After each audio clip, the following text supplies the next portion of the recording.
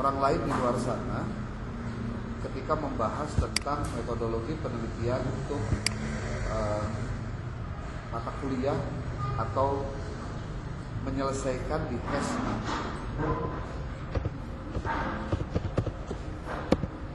Contoh kita lihat, kenapa nih nggak bisa bukan?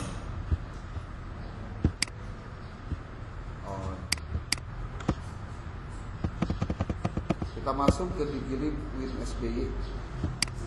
Kenapa nggak jalan? Atau kita pakai yang Almas aja lah. Ada Digilib Win Sunan Gunung Jati Bandung. Ini kalau lama karena lemot pakai apa sih? Catering ya. Catering masih ada rata-rata. Nggak nyambung ternyata ya. Ini dari kalangan Epok. Jadi lama tuh.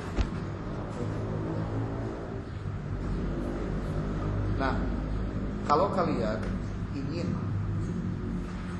mengetahui kira-kira kan saya kalau nanti penelitian itu temanya tentang apa ya,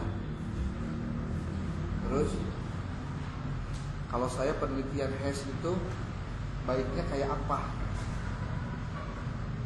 cara yang paling mudah adalah melihat contoh yang sudah ada. Tapi kamu harus tahu dulu rumusan bagaimana membuat proposal penelitian. Salah satu cara yang dilakukan dalam menyusun proposal itu adalah melakukan studi pendahuluan.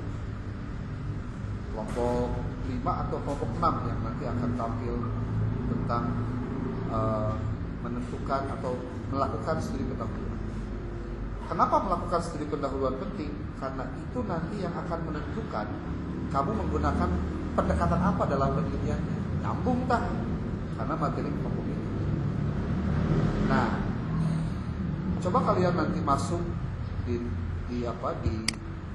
internet itu, contoh di digilib.winsgd.ac.id view decision.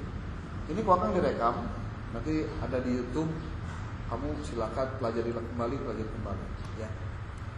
Kemudian kamu lihat di sini ada jurusan Hukum Ekonomi Syariah yang ada di Fakultas Syariah dan Hukum PSH. Ada hukum muamalah. Hukum Ekonomi Syariah itu nama lainnya muamalah.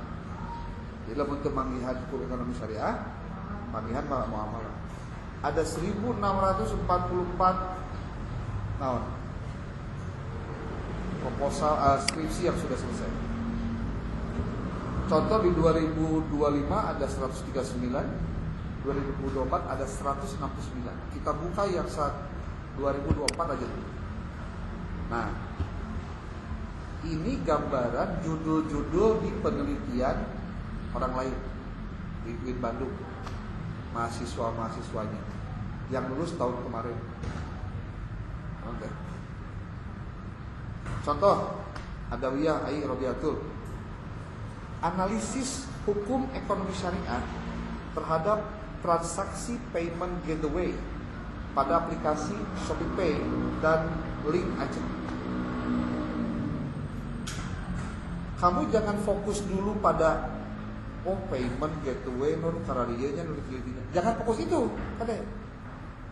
Yang kamu harus fokus itu adalah dengan cara apa si peneliti menyelesaikan masalahnya. Dan ada masalah apa di situ? Nih,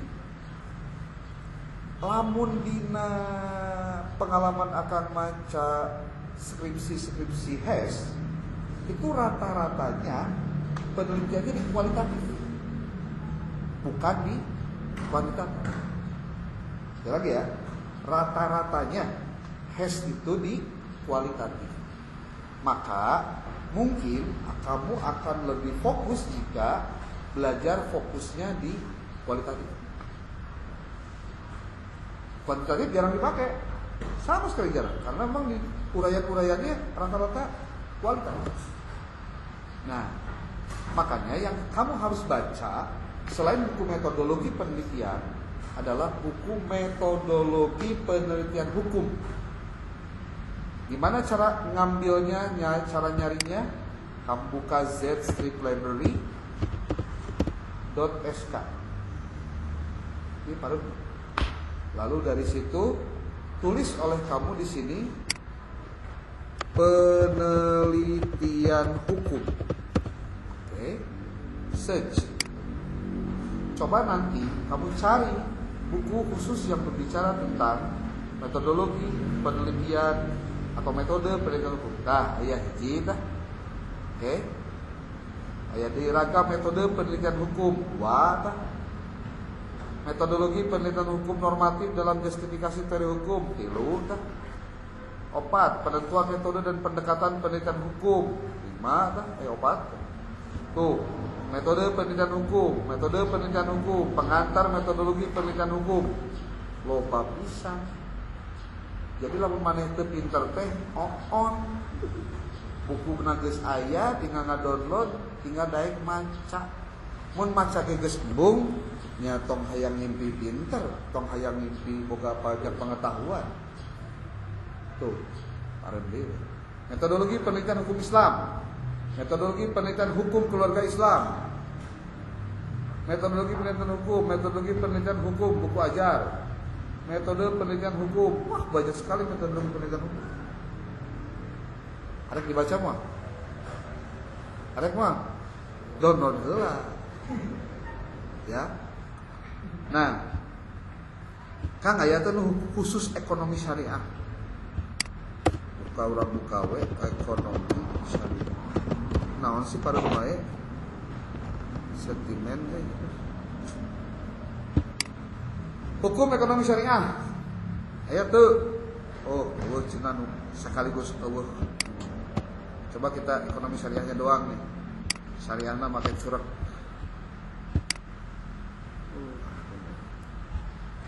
tuh kompilasi hukum ekonomi syariah aja tah download. Ekonomi syariah terkini perspektif metodologi dan praktek tuh ya. Etika ekonomi syariah kontekstualisasi dan implementasi nilai-nilai ekonomi syariah. Karek aya sabaraha hiji tah berarti 1 2 3 lah download dah. Ya. Bisa meureun? Bisanya. Kalau kamu sudah ngedownload buku tentang metodologi penelitian hukum, kita balik lagi ke yang tadi tentang bagaimana menentukan pendekatan dalam penelitian. Kita akan masuk dulu pada penjelasan terkait apa itu metode kualitatif dan metode kuantitatif. Sebagai dasar dari mempelajari sebagai dasar dari mempelajari metode penelitian. Ingat, mata kuliah kita metode penelitian. Di dalamnya itu sifatnya umum sebagai pengantar terhadap materi-materi metode penelitian. Kenapa metode penelitian itu perlu dan penting untuk dipelajari oleh mahasiswa? Supaya dia bisa berpikir secara benar tentang bagaimana cara melakukan penelitian. Bahwa penelitian itu harus dimulai dari perencanaan, penelitian itu harus objektif, penelitian itu harus berdasarkan pada fakta yang ada, bahwa penelitian itu harus dicari berdasarkan teori-teori yang benar, bahwa ketika membuat masalah, rumusan masalah juga harus benar, pendekatan yang digunakan juga harus benar, alat pengumpul data yang dipakai untuk ngumpulin datanya kudu benar. Banyak sekali yang kudu benar. Dalam penelitian itu kamu boleh salah, tapi kamu gak boleh bohong. Itu kunci. Tolong dipegang betul. Kamu boleh salah, tapi kamu gak boleh bohong. Salah itu boleh jadi dari aspek apa? Pengetahuan kamu yang terbatas tentang teori mengakibatkan penggunaan teori yang sangat rendah, kecil atau tidak banyak. Ini bisa jadi. Penggunaan metode penelitian yang mungkin kurang tepat, itu pun bisa salah. Tapi ketika bicara tentang kebohongan itu sudah tidak bisa ditolerir. Contoh, kamu tidak melakukan penelitian ke lapangan, kamu tidak melakukan wawancara, kamu tidak melakukan observasi, kamu tidak melakukan studi dokumentasi, tapi dinas skripsi kamu lengkap data teh ayah. Nah, itu kebohongan. Jadinya kumaha tuh Kang?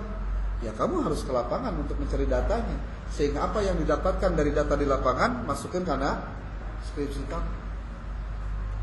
Oke. Dari sisi pendekatan,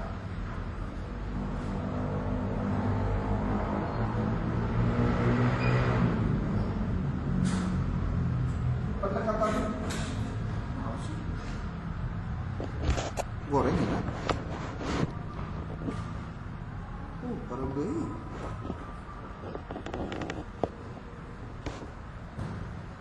Pendekatan penelitian itu dibagi tiga. Secara metode penelitian, ada yang kuantitatif. Ini yang jadul, yang pertama kali ada. Ada yang kualitatif, ada yang mixed method.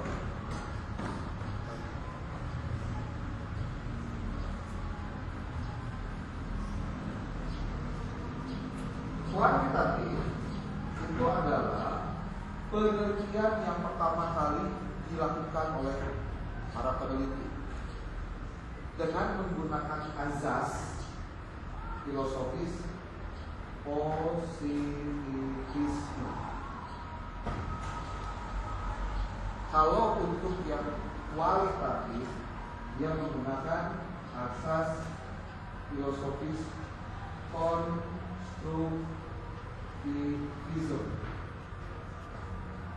Sementara untuk mixed method, dia menggunakan pragmatisme. Dari sini saja sudah ketahuan bahwa perbedaan paradigma berpikir dengan azas filsafat yang berbeda mengakibatkan cara pengambilan simpulannya pun berbeda. Caranya ya, itu cara. Bicara metode penelitian itu bicara epistemologi kalau dalam bahasa filsafat itu epistemologi. Tentang bagaimana cara mendapatkan pengetahuan. Tentu pengetahuan yang dimaksud adalah pengetahuan yang benar. Nah, di dalam penelitian kamu bisa lihat bahwa terdapat perbedaan paradigma penelitiannya. Tadi sudah disebutkan. Di kuantitatif azasnya positivisme, di kualitatif azasnya konstruktivisme, di mixed method itu pragmatisme. Dari mana itu semua? Kamu boleh cek di bukunya Muri Yusuf ketika bicara tentang pendekatan penelitian di halaman 23 kalau tidak salah.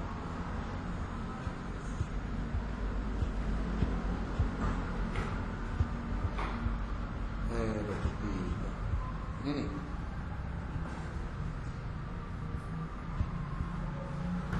Ada yang disebut dengan mana sih? Fungsi penelitian dengan tugas meramalkan proses penelitian teori.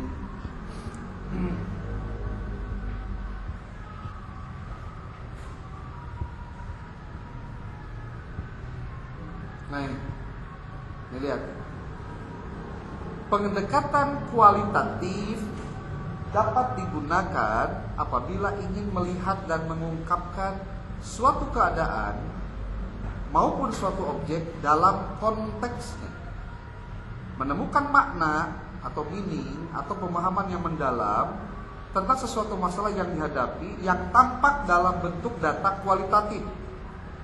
Bentuknya apa saja data kualitatif teh? Gambar, kata, maupun kejadian dalam natural setting atau setting yang alami, bukan sesuatu yang direkayasa.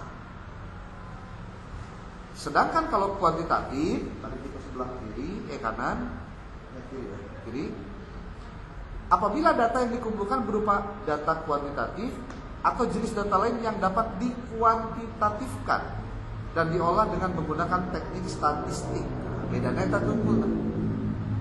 Kalau di kuantitatif mah teknik analisis data nanti menggunakan statistik. Statistiknya jeroan nama matematika.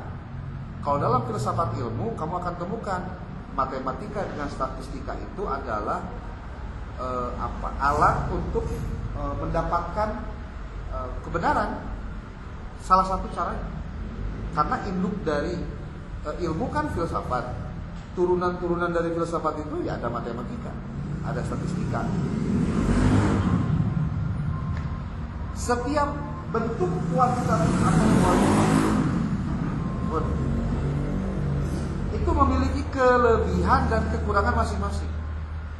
Mau kualitatif, mau kuantitatif itu punya kelebihan dan kekurangan masing-masing. Maka jembatan untuk bisa menutupi kelemahan di satu sisi, contoh di kuantitatif dan atau di kualitatif, adalah para peneliti itu menawarkan istilahnya mixed method, penelitian campuran atau gabungan. Bagaimana perbandingan antara kualitatif dengan mixed method? Nah, mixed method kenapa kemudian azas filosofisnya adalah pragmatisme? Karena kalau pragmatisme itunya nu penting mah asal dua nana bisa kapake. Jadi azasnya saling manfaat. Yang penting ada manfaat yang bisa dipakai, udah itu gunakan. Gitu. Untuk menutupi kelemahan dan kelebihan masing-masing. Nih, kalian lihat paradigma positivism itu kuantitatif. Lalu konstruktivism yang sebelah kiri, yang sebelah kanan berarti itu di kualitatif. Sementara untuk pragmatism itu kuantitatif dan kualitatif, benar. Nah, logika yang digunakan untuk di kuantitatif itu adalah deduktif. Deduktif itu pengambilan kesimpulan dari umum ke khusus, bahasa gampangnya itu. Kalau untuk yang kualitatif itu menggunakan induktif dari khusus ke umum, mengambil kesimpulan. Hanya dengan cara itu manusia kemudian menemukan simpulan-simpulan. Sementara di mixed method itu adalah gabungan antara induktif dan umum. Jadi kalau di kualitatif itu disebutnya top down. Ini ada nih. Top down, ya benar. Top down. Sementara kalau dalam kualitatif itu adalah ini nih.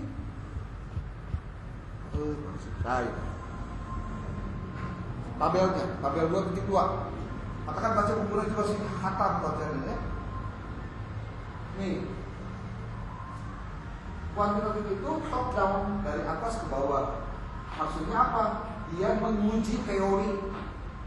Kualitatif itu menguji teori. Sementara di dalam kualitatif justru dia adalah bottom up. Dari apa yang ditemukan justru jadi teori gitu kalau gitu. Jadi kalau di kualitatif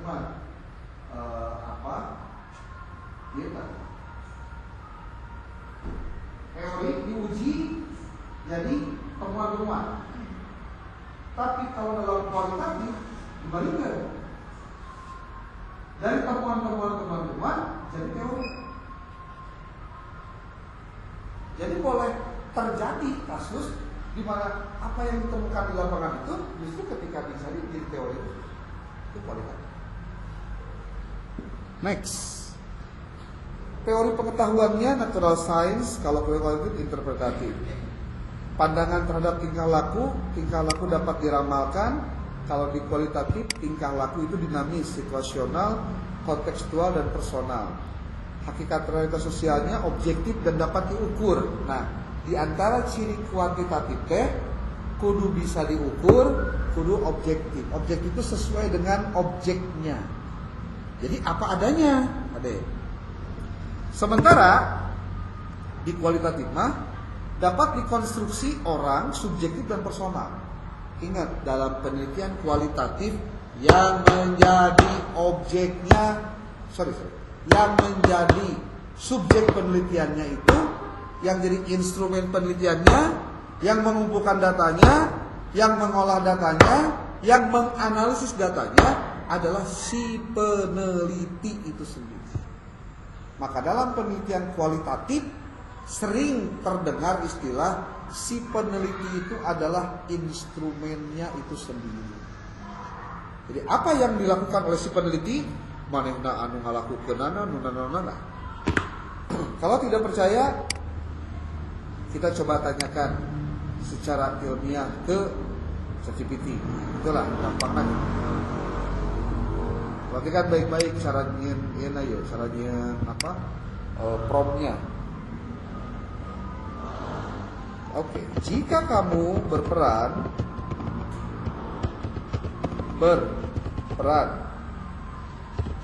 sebagai dosen, akademisi, dan peneliti, lalu kamu mendapatkan pertanyaan, mengapa dalam penelitian kualitatif peneliti adalah instrumen itu sendiri? Bagaimana jawabanmu?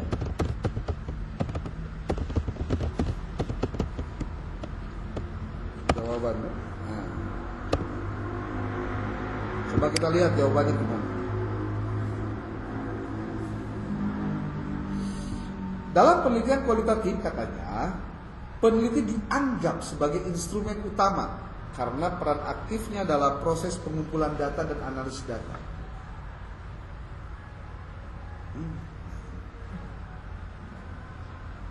Itu sih teh.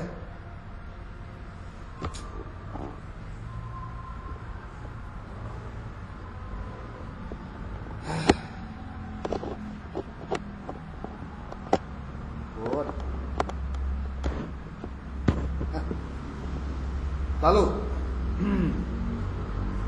hal ini terjadi karena beberapa alasan katanya. Apa saja alasannya? Pertama, keberadaan subjektivitas peneliti. Ingat ya, dalam penelitian kualitatif subjektivitas si peneliti sangat tinggi. Pasti ada pertanyaan muncul. Kan ngalamun kitu mah berarti itu objektif atuh, kan gitu. Karena apa? Karena tingkat subjektivitas yang sangat tinggi tadi. Ternyata jawabannya bukan jadi tidak objektif.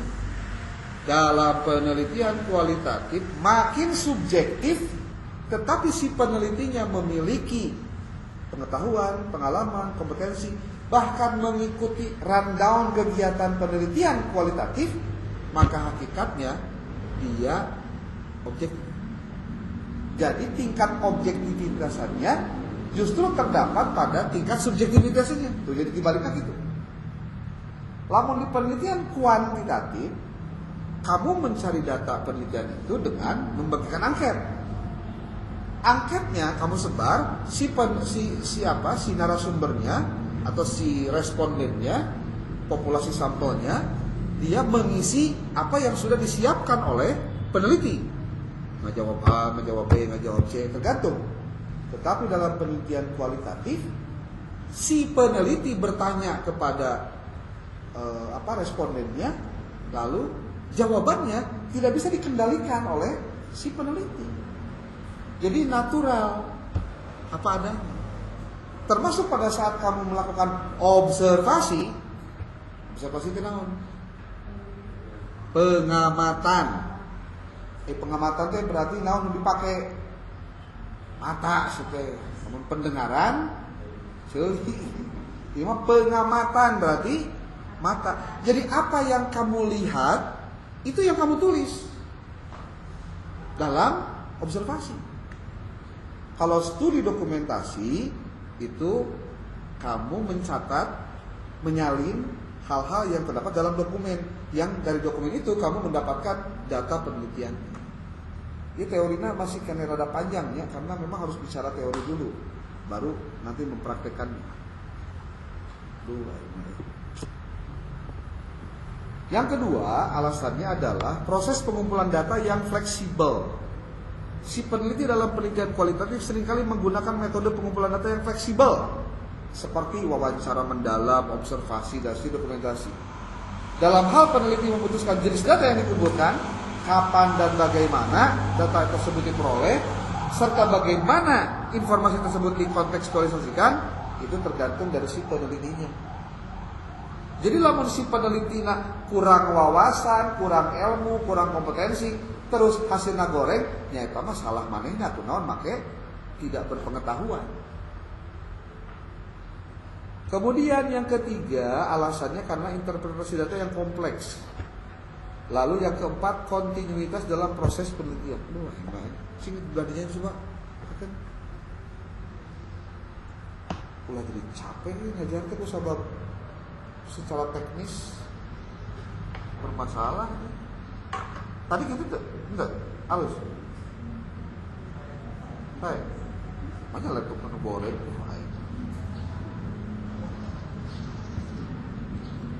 Astagfirullahaladzim, la ilaha illallah.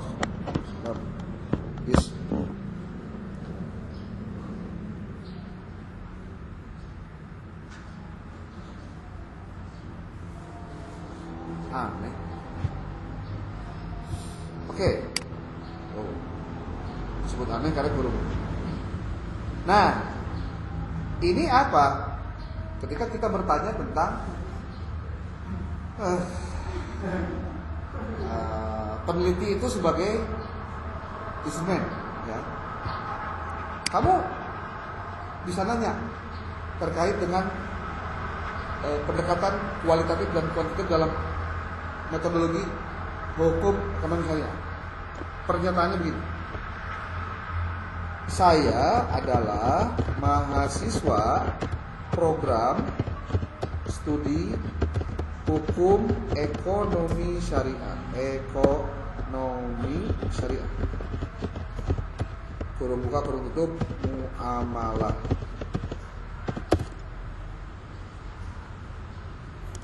Jika saya akan melakukan studi pendahuluan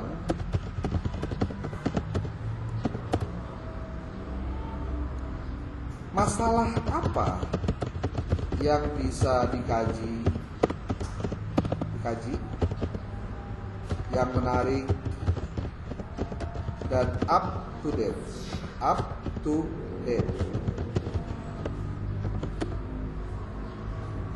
Bisakah Anda memberikan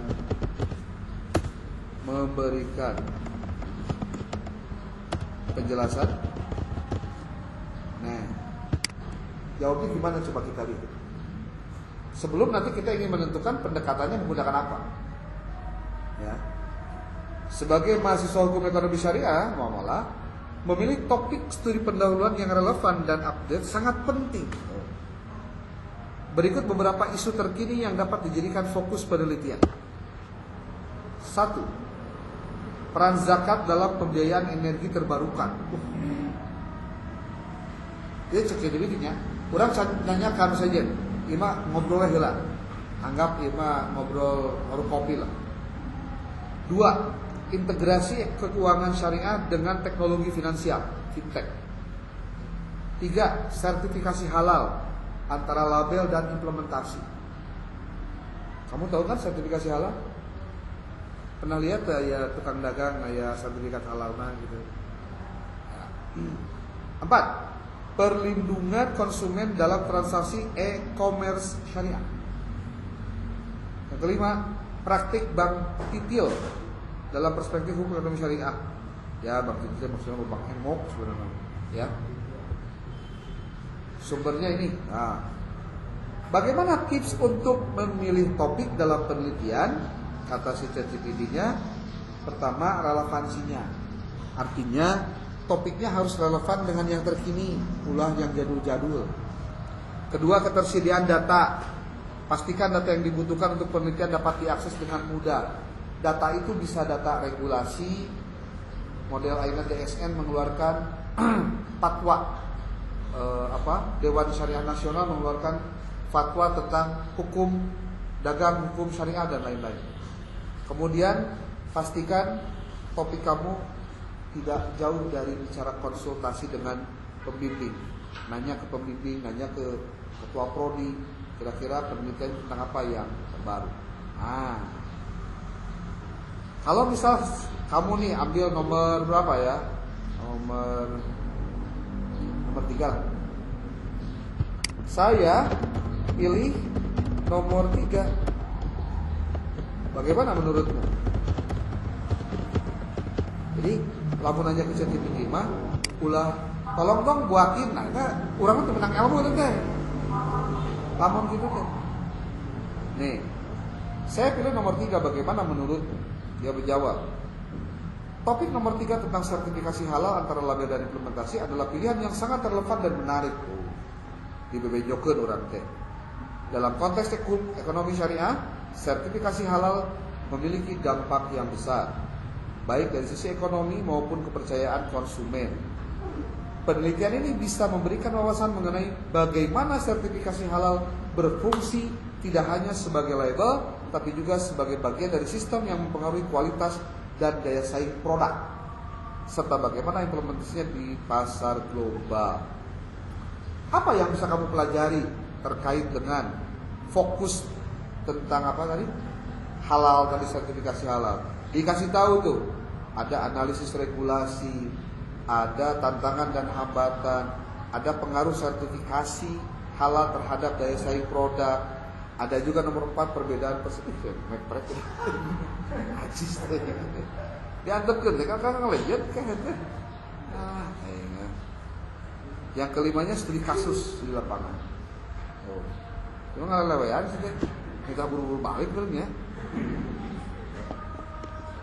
Nah, ini nih contoh 5 buah poin yang bisa diambil ketika kita mengkaji tentang sertifikasi halal. Kita belum dapat apa-apanya, belum. Nah, saya pengen yang terkait di lapangan, studi kasus contohnya. Nanya lagi orang teh, kalau saya memilih yang terkait studi kasus, bagaimana menurut?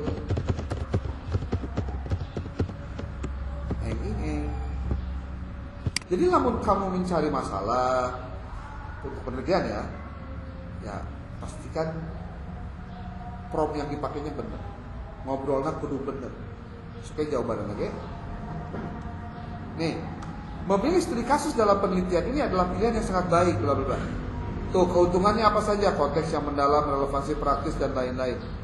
Beberapa hal yang perlu kamu teliti dalam studi kasus apa wae? Naon wae? Proses sertifikasinya, dampak terhadap bisnis, pengaruh terhadap konsumen, perbandingannya kayak gimana, hambatan dalam implementasinya kayak gimana. Banyak sekali yang bisa digarap. Padahal tema utamanya itu tentang naon? Sertifikasi halal. Tapi ketika di breakdown menjadi masalah dalam penelitian hukum ekonomi syariah, bisa banyak. Tinggal nanti pendekatannya apa? Kualitatif. Jenisnya apa? Nah, di kualitatifnya ya jenis-jenisnya. Ya. Kamu nanti baca Muri Yusuf di bagian bab penelitian kualitatif. Nih, tinggal baik-baik. Di bab 12, lihat. Dia membagi tipe penelitian kualitatif. Ada studi kasus, ada grounding teori, ada historis, ada fenomenologi, ada etnometodologi, ada etnografi. Itu ciri naon? Jenis apa? Jenis penelitian kualitatif.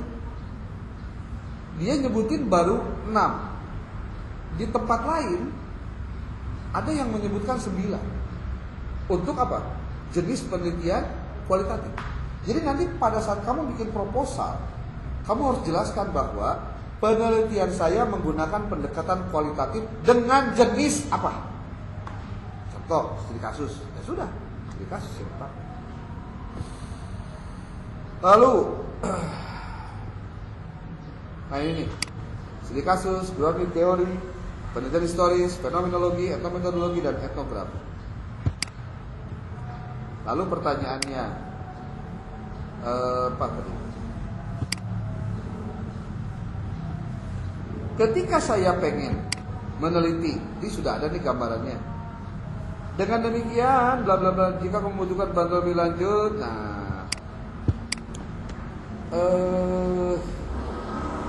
jika saya mau melakukan studi pendahuluan terkait tema di atas,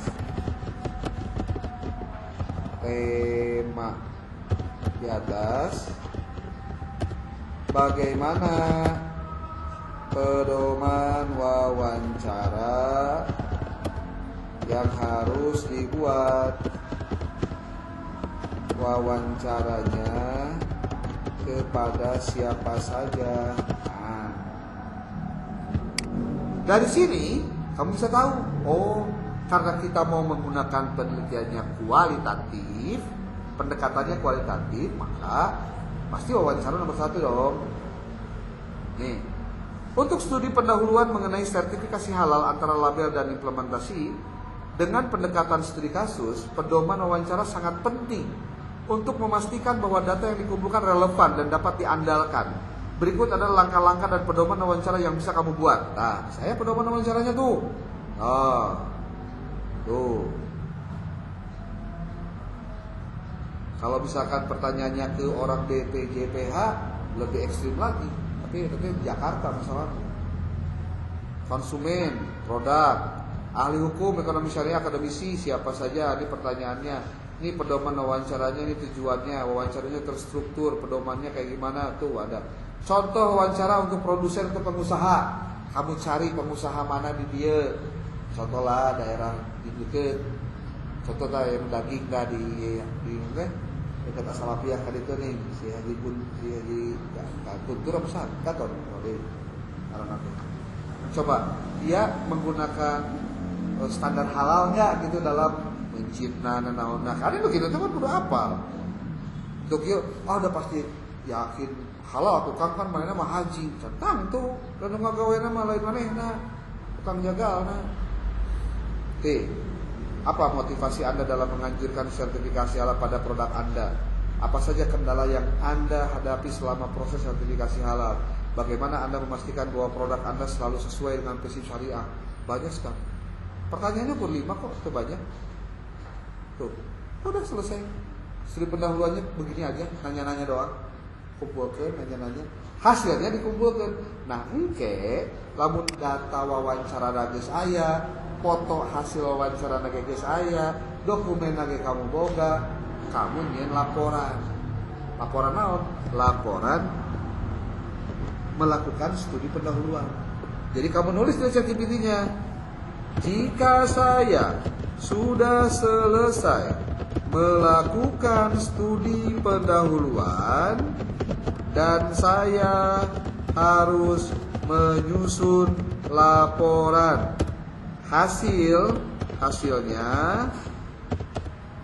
bagaimana outline laporan studi pendahuluan. Bisakah kamu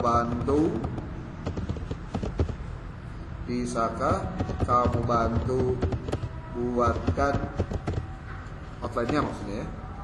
Coba lihat bagaimana jawaban. Tuh, kali. Berikut adalah outline laporan hasil studi pendahuluan. Berarti kamu ngikutin iya. Nyen laporan angket teh. Engke itu dikumpulkan saat UTS. Kapan UTS teh? UTS teh 4 minggu deui. Jadi tanggal 27 teh ngumpulkeun. Eta teh pertemuan ke-8. Ayeuna pertemuan ke-4. 4 ini masih 5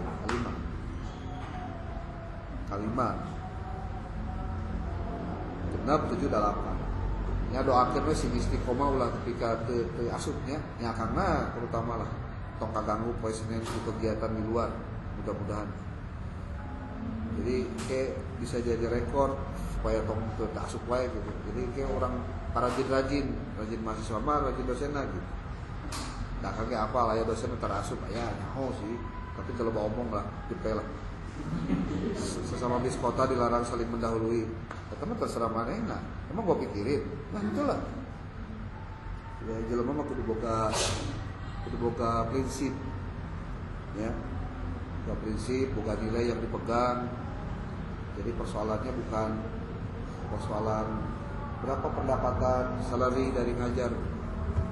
Kalau ngikur kadinya mah orang loba nyeri hati. Tapi kudu niatna ieu baru dakte darah datang ke tempat jauh, niat hayang kuliah. Masa disia-siakan begitu saja. Karena kita tidak tahu suatu saat kamu jadi apa.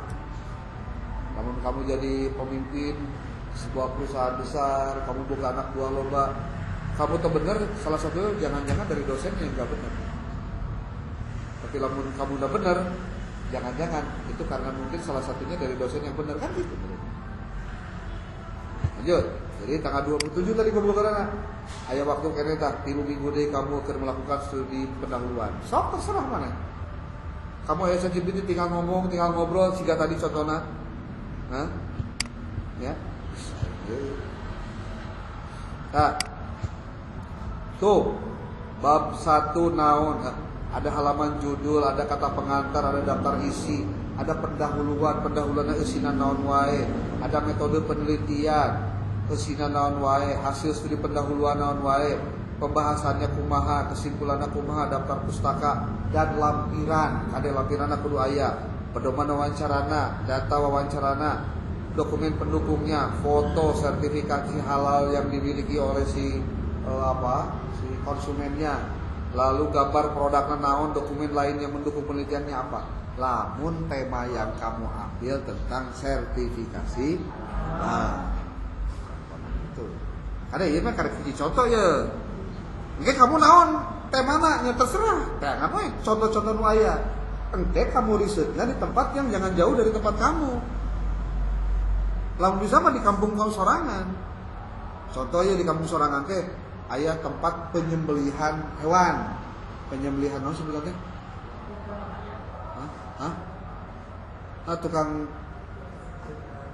Tukang daging lah gitu maksudnya.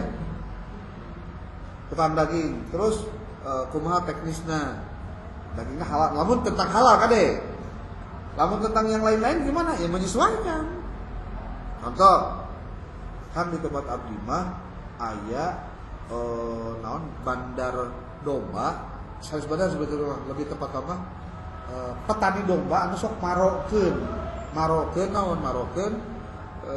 dombana. Kira-kira itu biasa diteliti teu. Ya gampang, kamu searching heula. Saya mendapatkan masalah, di tempat saya ada kasus begini. Ketika saya ingin mendalami itu lebih lanjut dalam sebuah penelitian skripsi, apakah itu dapat dibenarkan dan apa dasarnya? Itu bisa. Tanyakan heula. Oke. Diselipkan. Saya mahasiswa program hukum ekonomi syariah. Kalau dengan masalah di atas, kira-kira judul apa yang saya bisa telaah? Kan bisa. Jadi ayeuna mah kamu teh bisa lebih hebat dalam segala hal urusan riset. Karena apa? Pendampingnya sudah ada. Asal mau. Sok matakan sing bener kuliah. Nah, sing rajin, sing daek maca, bukuan di dire teh dibacaan. Yang lamun kuliah teh di Senin ketika Minggu maksudnya jadi mahasiswa teh ulangan ukur ingat nanti kan ukur poe Senin. Jadi mahasiswa teh daya tugas ieu kan riweuh. Ya. Oke, jadi akan mau ngomongin masalah studi pendahuluan ya, sudah selesai. Walaupun nanti ada kelompok yang membahas tentang studi pendahuluan, tapi untuk tugas UTS-nya itu adalah barusan sudah disampaikan. Oke, kamu tinggal buka YouTube-nya, nanti silakan dipelajari. Termasuk kalau kamu tentang ini yang beginian, prom untuk ChatGPT-nya, kalau mau nanti dikirimi. Contoh aja. Nanti kan bisa diganti-ganti. Yang penting mah kalau nanya harus fokus pada tujuan kamu apa.